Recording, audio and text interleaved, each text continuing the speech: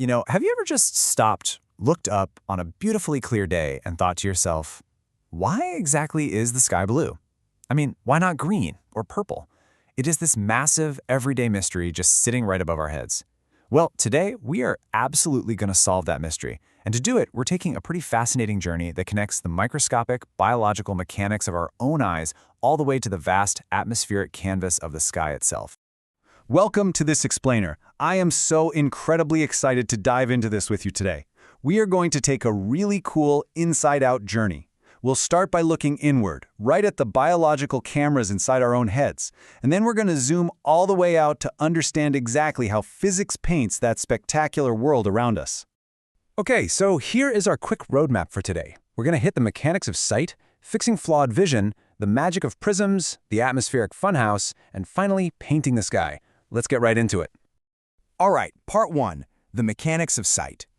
So, picture this. You're stepping out of a super dark movie theater right into glaring, bright sunlight. Your eyes just instantly adapt, right? It is an absolute biological marvel.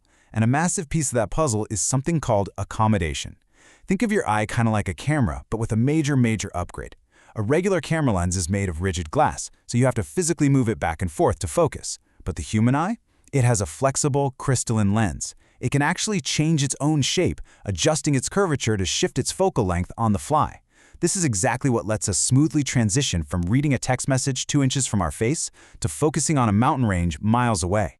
What's really wild here is how our eyes actually divide up the work between handling the volume of light and the focal distance. When you step out into that bright sunlight, your pupil immediately contracts to regulate that intense light. If you step into a dim room, it dilates to let more in. But when it comes to distance, that's when the ciliary muscles take over. They contract to thicken up your lens for near vision, and they relax to thin it out when you look at something far away. It is just a brilliantly dynamic system. Which brings us to part two, fixing flawed vision. So what exactly happens when that biological camera kind of loses its flexibility, or maybe physically changes shape over time? Well, this is where human ingenuity completely steals the show. We take a pretty complex biological failure, like an eyeball that's grown just slightly too long, or a lens that's lost its bounce, and we fix it using incredibly simple physics. By just placing a specifically shaped piece of glass or plastic in front of the eye, we can actually pre-bend the light before it even hits the pupil, completely correcting the defect. Let's actually break down the two most common ones you probably heard of. First up is myopia, or being nearsighted.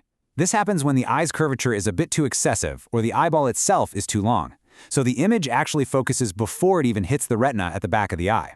We fix this with a concave lens, which just spreads the light out enough to push that focal point back where it belongs. Conversely, hypermetropia, or farsightedness, means the focal point lands behind the retina because the focal length is just too long. To fix that one, we use a convex lens to start converging the light a little bit earlier. Simple fix, but literally life-changing. Okay, moving on to part three, the magic of prisms. We just talked about how lenses bend light so we can see better. But bending light, that actually reveals some completely hidden secrets within the light itself. It honestly looks like a magic trick, but it's just pure physics. When a beam of plain white sunlight strikes a glass prism, it undergoes something called dispersion. See, that white light isn't actually just white, it's this incredibly tight bundle of 7 distinct colors, literally the entire visible spectrum. And because each color has a slightly different wavelength, they slow down and bend at slightly different angles when they hit that denser glass. Red bends the least, violet bends the most, and boom, it fans out into a perfect spectrum. And guess what? This exact same mechanism is totally responsible for one of nature's absolute best shows, the rainbow. Just imagine millions of tiny water droplets hanging out in the air after a rainstorm. When sunlight hits them, 4 things happen incredibly fast. 1. Refraction, as the light enters the droplet. 2. Dispersion, as it splits into those colors we just talked about. 3. Total internal reflection, where it literally bounces off the back inside wall of the droplet. And 4. Secondary refraction, as it bends one last time, exiting the water and heading straight for your eyes. Let's zoom out even more for part 4, the atmospheric funhouse. So, if a tiny droplet acts as a prism, what happens when they scale the whole thing up? Well, our entire planet is basically wrapped in a giant, constantly shifting prism. Our atmosphere is this chaotic mix of cold and hot air layers, and they all have different optical densities. As light travels through them, it bends continuously. That's a process called atmospheric refraction. And it gives us some totally wild optical illusions. It's why the sun looks a bit flattened at the horizon. It is actually even the reason we see the sunrise about 2 whole minutes before the sun physically crosses the horizon. The atmosphere literally bends the image over the curve of the Earth for us. But all this atmospheric bending brings up a question you probably haven't really thought about since you were a kid. We all know the lullaby, but really, why do stars actually twinkle at night? I mean, is the star itself out there flashing on and off? Well, no. Actually, stars emit a totally constant stream of light. They only twinkle because of us, or, well, our atmosphere. Because those stars are so unimaginably far away, they just look like a tiny single point of light to us. As that one little beam of starlight punches down through our atmosphere, it hits those shifting layers of hot and cold air we mentioned. The light gets refracted or bent left and right over and over again. By the time it finally hits your eye, the star's apparent position is dancing around so fast it makes it look like it's twinkling.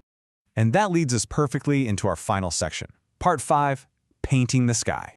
Okay, so we know light bends, and we know light splits. But to finally answer that very first question we asked today, we need to talk about what happens when light scatters. And things like police cars and radio towers actually give us a massive clue here. You've definitely seen red warning lights before, flashing on a police cruiser or glowing way up high on a skyscraper.